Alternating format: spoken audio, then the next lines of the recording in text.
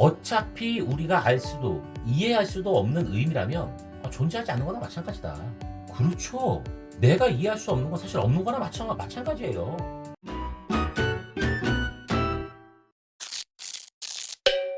안녕하세요. 다정환입니다. 오늘 이야기할 책은 왜 살아야 하는가입니다. 2021년 8월에 출간됐고요. 지은이는 미하엘 하우스켈러, 독일의 철학자시래요. 굉장히 유명하신 분이라는데 이분의 특징이 전공은 도덕철학인데 심리철학, 예술철학, 현상학, 포스트 휴머니즘 철학 이런 것들에 대해서 연구를 아주 많이 했다고 합니다. 그리고 윤리적으로 무엇이 옳고 그른지보다 우리는 과연 누구이고 어떤 세상에서 살고 싶은가, 이런 궁극적인 질문을 좋아하면서 섣부르게 답을 찾기보다는 근본적인 질문을 이끌어내려고 했대요. 이런 생각을 가진 분이고요. 우리나라에 번역된 책으로는 나는 생각한다, 그렇다고 내가 존재하는 건가? 또 예술 앞에 선 철학자, 그리고 화이트헤드의 유기체 철학 입문. 제목만 들어도 머리 아픈데 아무튼 이런 책들이 우리나라에서 번역이 됐다고 합니다.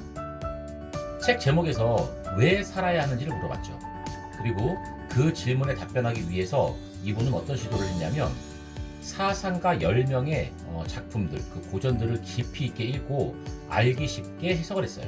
철학과 문학을 오고 가면서 삶과 죽음의 의미를 심도 있게 탐색을 하면서 목적과 방향을 잃은 현대인에게 도움을 주고자 한 거죠. 이 책에서 10명의 사상가들이 보여준 삶 전체에 대한 의식과 태도, 이런 것들이 어떠한 차이점이 있고 장단점이 있는지 균형감 있게 이분이 소개하고 있으니까 여러분들도 한번 직접 읽어보시는 걸 추천드리겠습니다. 먼저 출판사 평에는 이런 말들이 있어요. 답이 보이지 않는 삶에 대한 가장 적절한 표현이다. 우리가 지옥에서 살아가고 있음을 기억해라. 극단적이에요. 그럼에도 삶이란 살아가는 것이다. 삶의 가치는 삶을 사는 사람에게 달려있다. 이렇게 출판사에서는 평을 했고요. 10명의 사상가라고 말씀을 드렸는데 이렇습니다. 쇼펜하우어, 생각할 수 있는 세계 중 최악의 세계라고 말한 분이고요. 또 나로 존재하지 못한다는 절망, 키에르케고르입니다. 서로 복잡하게 뒤엉킨 신의 공포와 경이, 이런 타이틀의 허먼 멜빌이라는 분이 있고요. 더 이상 사랑할 수 없다면 그것은 지옥이다.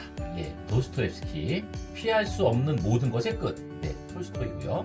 위험한 삶이 가져다주는 즐거움, 니체입니다. 구체적인 세계의 극적 풍성함이라고 말하는 윌리엄 제임스. 다음으로는 진정 삶을 살았다고 할 만한 유일한 삶, 이렇게 말한 마르셀 프루스트. 유명하신 분이죠. 또 언어의 경계를 넘어서려는 가망 없는 주제, 비트킨슈타인입니다. 그리고 마지막으로 세계의 부드러운 무심함이라고 표현을 한 알베르 까미까지 10명입니다. 그러다 보니까 꽤 두꺼워요, 이 책은. 그런데 이 책을 다 읽은 저만의 어떤 한 줄 평은 이렇습니다. 삶이 살만한 가치가 있는가는 삶을 사는 사람에게 달려있다. 어떻게 살고 싶은가? 입니다. 이 책은 죽음을 다루는 책처럼 보이긴 해요. 하지만 동시에 삶이라고 하는 것을 찬양하는 그러한 책이기도 합니다. 10명의 사상가들의 말이 옳은지 옳지 않은지 이런 것들을 판단하는 것도 물론 괜찮겠지만 그것보다는 그 사람들이 무엇을 말하고 싶고 무엇을 말했어야만 했는지 여기에 좀 관심을 두신다면 더욱 재미있는 그런 책이 되겠습니다. 그럼 10명의 사상가가 이야기하는 왜 살아야 되는지에 대한 그들의 생각을 한번 알아보겠습니다. 먼저 쇼펜하우어입니다. 삶에서 욕망할 것이 없으면 권태가 시작된다고 해요. 근데 이 권태라고 하는 거는 욕망이라는 것보다 더 끔찍하다고 합니다. 결국 우리의 삶은 욕망 또는 권태로 이루어진다고 하는데 둘 다 그렇게 좋아 보이진 않죠? 고통적인 것이라고 말할 수가 있어요. 게다가 우리가 고통을 겪을 때에만 우리는 존재한다는 것을 제대로 느낀다고 강조하고 있어요. 이 양반 말에 따르면 고통이라는 것이 곧 목적인 거죠. 삶의 목적인 거예요. 그럼 인간은 고통만 받으면서 살아야 될까요? 행복할 수는 없을까요? 여기서 지은이는 행복은 바로 고통과 권태의 그 사이에서 느껴지는 고통의 유예, 그게 행복이라고 말을 합니다. 자, 그러니까 삶의 대부분이 고통과 권태 이런 것들로 이루어져 있고요. 그 사이에서 잠깐씩 행복을 맛본다는 거예요. 그리고 고통의 크기가 커질수록 그 사이에서 느껴지는 고통의 유예, 즉 행복이 더 크게 다가온다고 설명을 합니다. 그렇죠? 커다란 고통이 끝났을 때 그 고통에서 벗어나는 유예, 해방, 그게 크게 다가오는 것처럼 행복도 크게 느낄 수 있다는 거죠. 우리에게 더 큰 고통을 주는 이유가 이게 아닐까 싶네요. 더 큰 행복을 느끼기 위해서. 그렇다고도 볼 수 있겠죠? 그리고 이 양반의 말이라면 삶의 대부분은 고통과 권태임, 그런 어떤 좀 우울한 것인데 왜 이럴까요? 사실 이 쇼펜하우어 이 양반은 가정 환경 자체가 조금 불우했어요. 행복한 그러한 가정은 아니었더라고요. 그렇다면 우리가 삶에서 바랄 수 있는 건 뭘까요? 좋은 건 없을까요? 글쎄요. 마지막에 쇼펜하우어는 이런 말을 남겼습니다. 생각할 수 있는 세계 중에 최악의 세계라는 말을 남겼습니다. 여러분, 이 말에 동의하지 않는다면 여러분들께서는 어떠한 삶을 살아가실 것인지 다시 한번 되돌아보는 그러한 시간을 갖길 바랍니다. 두 번째입니다. 키에러 케고르예요. 인간의 성향에 대해서 이 양반은 설명을 했는데, 먼저 우리라고 하는 집단에서 진정한 나로 살아가는 사람은 없다. 좀 이상하긴 한데 이분은 왜 이렇게 얘기를 했냐면, 우리라고 하는 울타리 안에서의 그 안에서의 나라는 존재, 나라는 모습에만 관심이 있다고 얘기를 해요. 그러니까 우리라고 하는 그 울타리 안에서 내가 어떠한 모습으로 보여지고 내가 어떠한 소위 말하는 캐릭터로 살아가고 있는지, 내가 어떻게 비춰지는지 이거에만 관심이 있다는 거죠. 진정으로 내가 살아가려고 하는 모습, 이거에는 별로 관심이 없다는 겁니다. 인간이 어떠한 집단에 속해 있으면 그 집단에 필요한 모습의 삶을 살게 된다는 거죠. 진정한 자기 자신의 모습이 아니라는 거예요. 진정한 자기 자신이 된다는 것이 그만큼 어렵다고 설명을 합니다. 오히려 거꾸로 자기 자신이 되지 않는 것이 훨씬 쉽다고 얘기를 해요, 반대로. 여러분들도 혹시 이렇게 살아가고 계신가요? 어떠한 공동체 안에서의 모습으로나 소위 말하는 부캐? 자, 이분이 무슨 말을 하려고 했는지 이해가 되시죠? 그리고 절망이라고 하는 것도 좀 설명을 하고 있습니다. 절망은 곧 죽음에 이르는 병이라고 얘기를 했습니다. 그 이유가 절망이 죽음으로 끝난다, 그 때문이 아니라는 거예요. 자, 절망의 핵심이 죽음이 모든 것의 끝이라는 믿음이 있기 때문이라는 건데, 살면서 절망하는 사람들이 있어요. 근데 정리해보면 이런 겁니다. 자기가 되고 싶은 것이 되지 못했다는 사실에 절망하는 사람이 있어요. 근데 그런 사람들은 사실은 자기가 되고 싶은 것이 되지 못했다는 자기 자신한테 절망을 하고 있는 거예요. 와, 자기 자신한테 절망을 한다? 좀 무섭지 않나요? 내가 지금 하고 있는 일이 실패를 하거나 제대로 되지 않을 때도 있어요. 근데 그럴 때도 자기 자신을 믿으면서 오히려 토닥거려주면서 다시 앞으로 나아갈 수 있는 힘을 얻고 앞으로 나아가면서 살아가야 되는 건데, 자기 자신을 믿지 못하면 어떻게 되죠? 상상하기도 싫습니다. 너무 끔찍해요. 앞에서 이야기했었던 우리라는 울타리 안에서 나라는 모습으로 살아가길 원하는 사람이 있어요. 자, 그 사람이 그 집단에 필요한 모습으로 살아갈 수가 없다면 자존감이 떨어지겠죠. 떨어지게 뻔해요. 그렇다면 온전한 나 자신으로 살아간다, 이거는 뭘 뜻하는 걸까요? 저는 여기에서 나력이라고 하는 단어를 좀 떠올렸어요. 예전에 어떤 교수님께서 해주신 말씀이신데, 사회생활을 하고 있는 사람이 가지고 있는 직함이나 어떤 힘이나 명예나 이런 것들이 있을 텐데, 이런 것들을 다 내려놓고 이런 것들을 다 제거하더라도 그 사람이 가지고 있는 힘이 얼마나 되느냐, 그것을 나력이라고 이야기를 합니다. 내가 회사의 이사인데, 내가 어느 동호회 회장인데, 이런 거 다 떼어버리고 그렇게 하고라도 그 사람이 정말로 힘이 있느냐, 그것이 나력이라는 겁니다. 그것이 진정한 자기 자신의 어떤 모습이지 않을까 싶어요. 저는 이 나력이 있어야 된다고 생각합니다. 우리라고 하는 익숙한 집단에서 내가 맡은 위치와 편리한 모습으로 살아가는 것이 아니라, 정말로 내가 되고 싶은 나의 모습으로, 그러면서도 나의 영향력을 갖추면서 살아가는 모습에 저는 나력이 있어야 된다는 것을 느꼈고요. 키에러 케고르는 그래서 나로 존재하지 못한다는 절망이 위험하다고 말을 하고 있습니다. 자, 세 번째예요. 멜빌입니다. 우리는 이 세상을 있는 그대로 보고 있다고 생각을 하겠지만 착각이죠. 그렇지 않다는 겁니다. 사실은 자신이 생각하고 있는 바람이나 두려움, 관심, 집착, 이런 것들이 투영된 결과물을 볼 뿐이라는 거예요. 한마디로 말하면 제대로 보지 못한다는 거죠. 우리 다시 한번 반성해 봐야 되겠습니다. 또 겉과 속이 물론 일치할 수도 있어요. 근데 꼭 그러려면 보장은 없죠. 게다가 겉과 속이 일치하는 길은 딱 하나밖에 없지만, 오히려 일치하지 않는 길은 굉장히 다양해요. 많아요. 그런 점에서 겉으로 보이는 모습과 실제 모습 사이에서는 차이가 있을 확률이 굉장히 높은 거예요. 당연한 이야기겠죠? 여러분들은 어떠한 방향으로 살아가고 계세요? 일치하는 모습? 아니면 일치하진 않지만 다양하게 일치하지 않는 모습? 어떻게 살아가는 것이 맞을까요? 이 세상을 제대로 바라보면서 자신이 가고 싶은 길로 제대로 가고 있을지 한번 생각해 보시길 바라고요. 아니면 나의 바람이나 두려움, 관심, 집착 이런 것들이 투영된 결과물을 오히려 내가 만들어 놓고 그 엉뚱한 것만을 쫓으면서 바보처럼 살아가는 그런 모습은 아닐지도 한번 생각해 봐야 됩니다. 이런 질문이 저는 요즘에 조금 더 많이 필요하다고 생각을 하는 게 SNS에서 떠들어대는 것을 보면서 사람들이 많이 현혹을 돼요. 많이 현혹돼요. 이 세상을 제대로 바라보지 못하고 있다는 거죠. 누군가가 만들어 놓은 것을 마치 신기루처럼 따라가면서 자신은 세상에 있는 것을 그대로 보고 있다고 착각하는 모습. 이렇게 살면 안 되거든요, 저희들. 누구한테 좀 부탁하세요. 내가 그렇게 살고 있으면 얘기해달라고. 제대로 보고 있다는 세상은 실제로 자신의 바람과 두려움, 관심, 집착 앞에서 얘기했었던 것들에 의해서 만들어진 허상인 경우가 대부분 굉장히 많아요.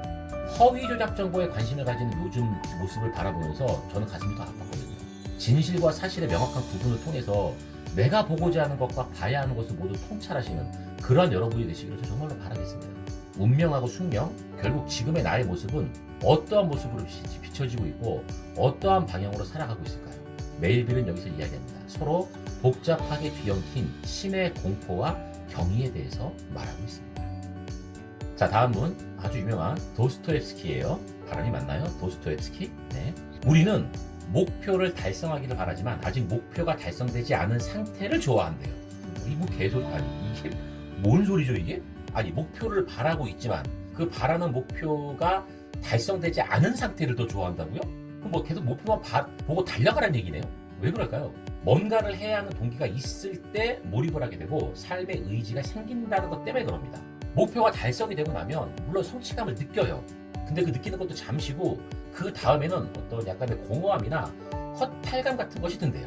끊임없이 무언가를 달성하기 위해서 노력하는 상태, 이 상태를 좋아한다는 건데 저는 이 부분에서 여러분들의 생각이 어떨지 참 궁금해요. 저는 이게 그닥 와닿는 말처럼 들리진 않는데 이분은 왜 이런 생각을 했을까요?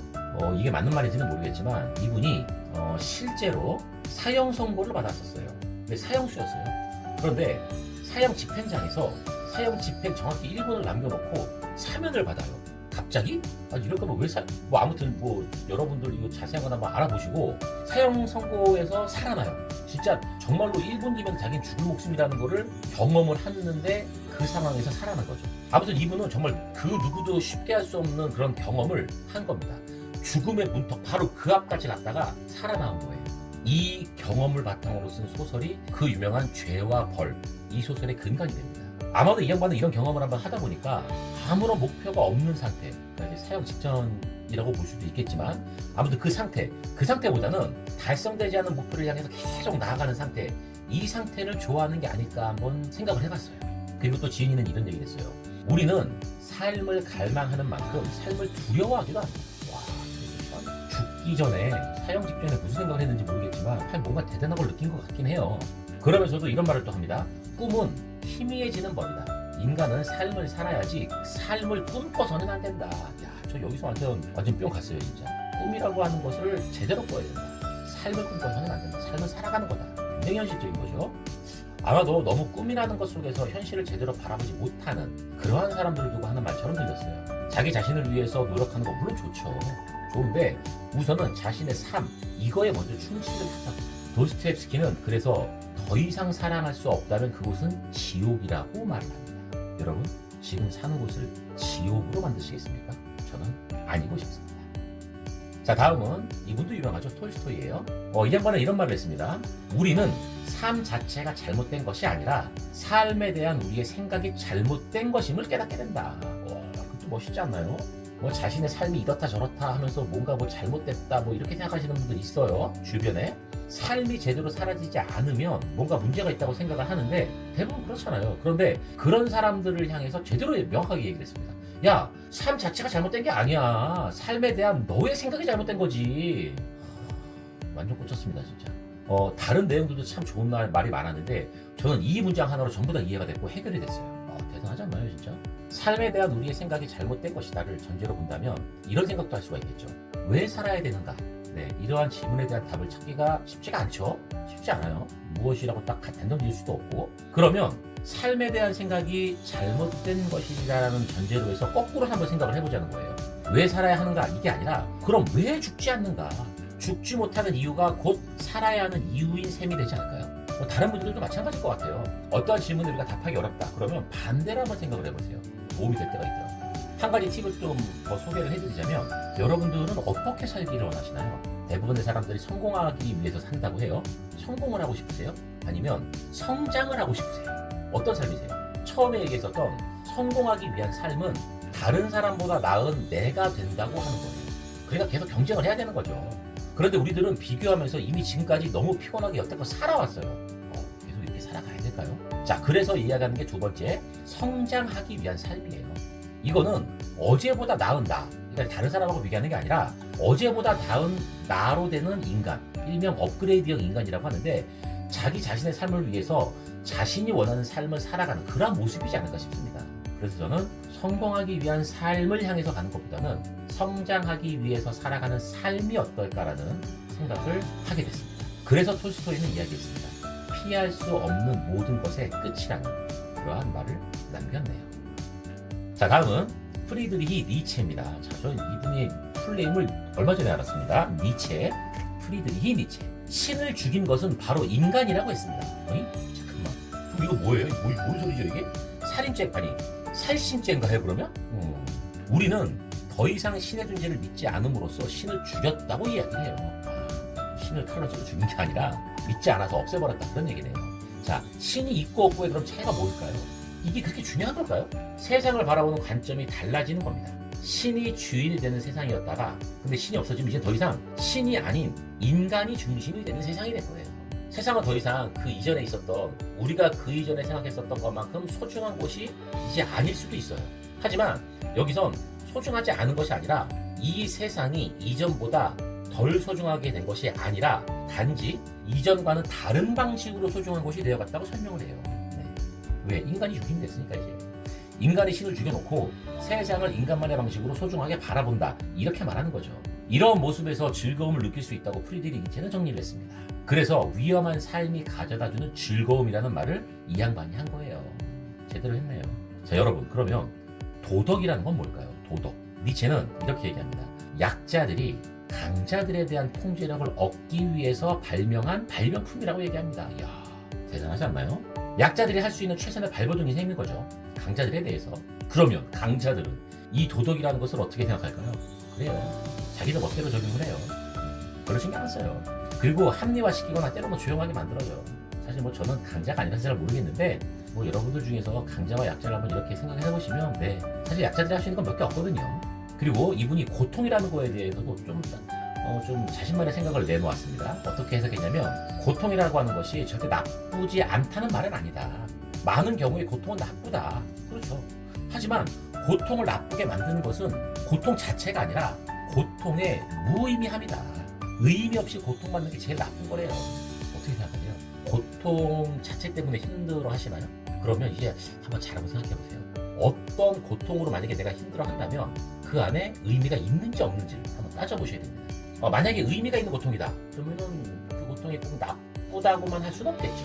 근데 그 고통 속에서 정말 아무것도 의미를 찾을 수 없다. 그러면 그 고통은 나쁘다는 건데 그냥 나쁘다고만 생각할 게 아니라 여러분들이 의미를 부여하세요. 그러면 그 고통이 의미 있는 고통이 될 겁니다. 그렇게 싫지만은 않을 거예요.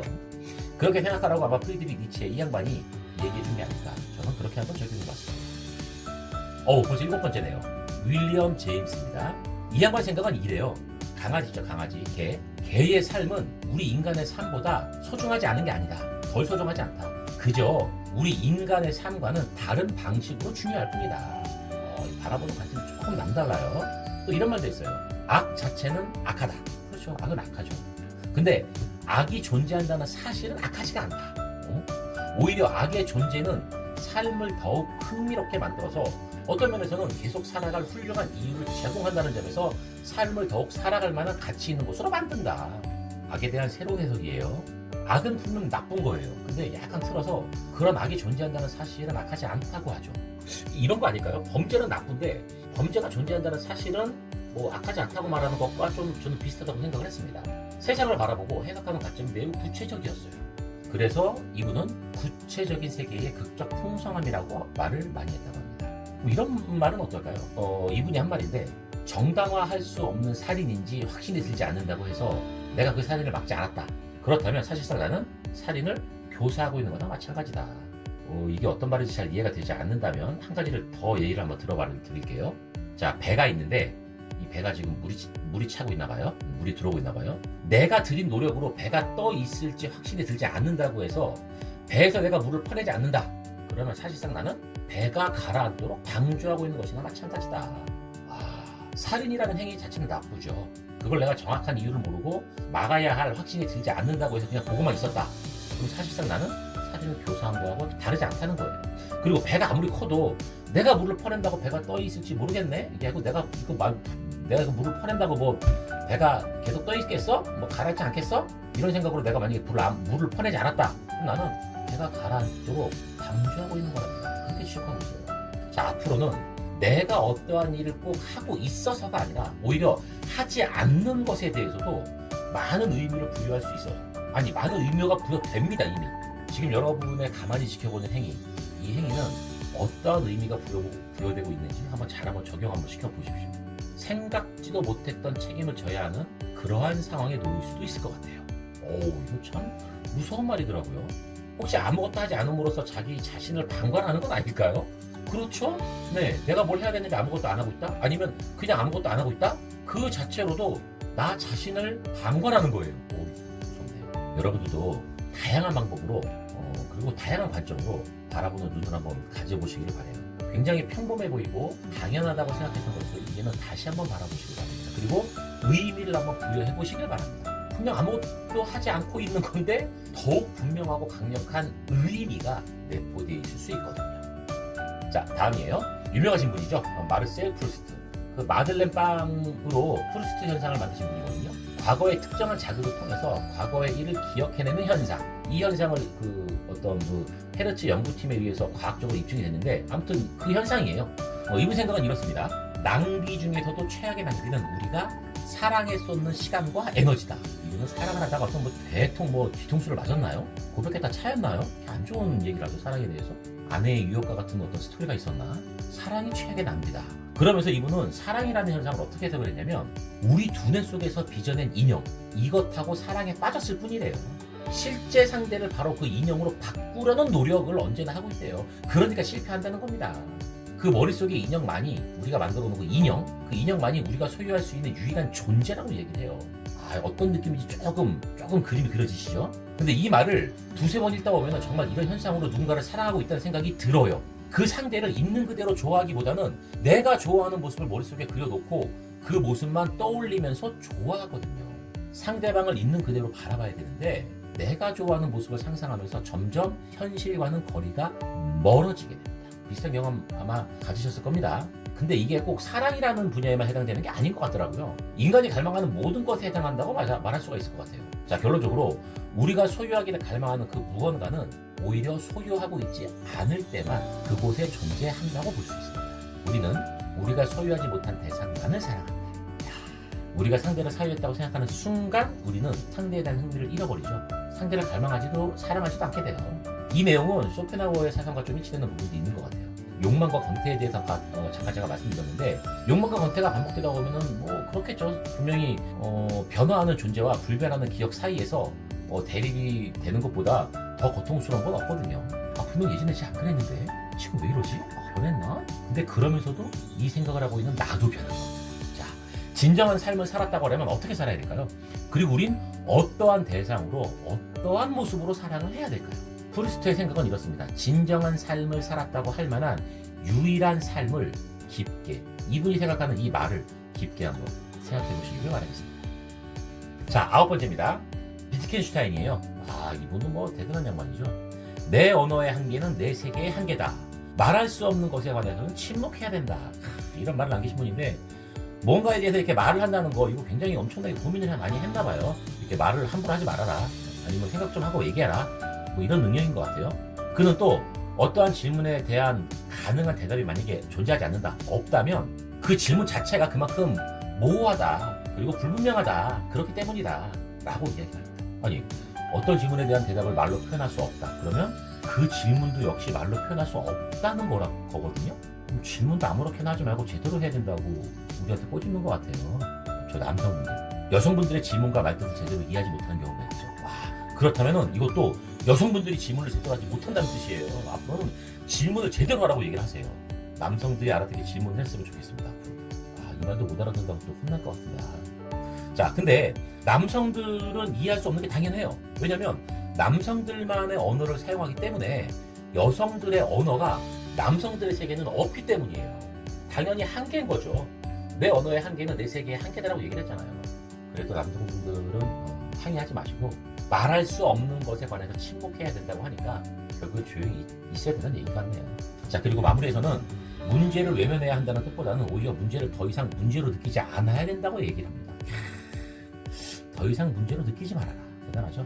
책의 제목과 한번 연결을 지어보면 왜 살아야 하는가? 라는 질문에 대한 대답을 말로 할 수 없다면, 질문도 말로 할 수 없다면 왜 살아야 하는가라는 문제를 더 이상 문제로 느끼지 않을 수 있으면 된다고 말할 수 있을 것 같아요. 그렇죠? 비트겐슈타인의 말에 따르면 그렇게 정리가 될 것 같아요. 이렇듯 비트겐슈타인은 언어의 경계를 넘어서려는 가망 없는 투쟁을 몸소 실천하신 겁니다. 자, 드디어 마지막입니다. 알베르 까미. 이분도 또 특이한 양반이에요. 어차피 우리가 알 수도 이해할 수도 없는 의미라면 존재하지 않는 거나 마찬가지다. 그렇죠. 내가 이해할 수 없는 건 사실 없는 거나 마찬가지예요. 자, 이 문장을 한번 저한테 대입해 볼게요. 내가 알 수도 이해할 수도 없는 의미는 존재하지 않는 거다. 이 뜻이잖아요. 근데 좀 무시무시한 말인 것 같기도 해요. 나에게서 벌어지는 일들에 대해서 정신을 앞으로 단단히 차리고 그 의미를 이해해야 한다는 얘기예요. 안 그러면 정말 내 주위에서 일어나긴 하지만 정말 존재하지 않는 것처럼 나는 아무것도 모른다는 뜻이거든요. 아몰랑이라는 말로 회피가 될 수는 있겠지만 책임까지 없어지는 거는 아닐 거거든요. 왜? 내가 몰랐지 내 주위에서 그 일이 일어나지 않는 건 아니거든요. 내가 모르는 것 뿐이지. 그러면서 신에게까지 이 생각을 확장을 합니다. 신이 존재한다면 모든 것은 신에게 달려있다. 우리는 신의 의지에 반하면 어떤 일도 할 수 없다. 그런데 신이 존재하지 않는다면 모든 것은 우리한테 달려있다. 자기 자신이 하고 싶은 것이 있으면 그것을 어떻게 바라봐야 하는지가 명확해졌습니다.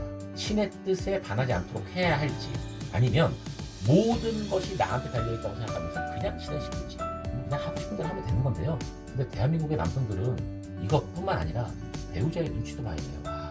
가슴이 아프네요. 그러면서 이분은 마지막에 뭐라고 얘기했냐면, 그래서 우리한테는 나쁜 소식도 있고 좋은 소식도 있다. 나쁜 소식은 우리가 살든지 죽든지 무슨 일을 하든지 세계가 전혀 신경 쓰지 않는다는 점이고, 또 좋은 소식은 우리가 살든지 죽든지 무슨 일을 하든지 세계가 전혀 신경 쓰지 않는다는 점이다. 다시 말하면 세계가 우리에게 나타내는 의미는 전적으로 수동적이라고 보는 겁니다. 똑같은 현상을 나쁜 소식으로 볼지 좋은 소식으로 볼지 우리가 여러분들이 결정을 하면 돼요. 이 세상을 바라보는 또 다른 눈이 앞으로는 생기시기를 바랍니다. 그래서 까미는 얘기했습니다. 세계의 부드러운 무심함이라고. 지금까지 사실 알아본 이 10명, 이분은 왜 살아야 하는지에 대한 명확한 결론을 내리지 않았어요. 다만 이런 구절이 있습니다. 삶이 살만한 가치가 있는가는 삶을 사는 사람에게 달려있다. 자, 이 책은 앞에서 말씀드렸지만 죽음을 다루는 책처럼 보여요. 하지만 오히려 삶을 더 찬양하는 찬미하는 그런 책입니다. 그들의 말들이 옳은지 혹은 그른지를 판단하기보다는 무엇을 말했어야만 했는지 여기에 더 깊은 관심을 가지시기를 제가 바란다고 말씀드렸는데, 자, 여기에서 여러분들한테 똑같은 한번 질문을 던져볼게요. 여러분께서 생각하시는 살아야 하는 이유는 과연 무엇인가요? 곰곰하게 그리고 자세하게 구체적으로 생각해 보시는 그러한 여러분들이 되시길 바라고요. 궁금하시다면 책 한번 직접 읽어보세요. 원하시는 어떤 작가의 그런 부분만 읽어봐서 괜찮으니까 읽어보시길 저 다시 한번 정말 추천드리겠습니다. 자, 이 책은 여기까지 할게요. 여러분들의 다양한 생각과 의견을 댓글로 남겨주시고요. 좋아요, 구독도 부탁드릴게요. 자, 지금까지 다정한이었습니다. 감사합니다.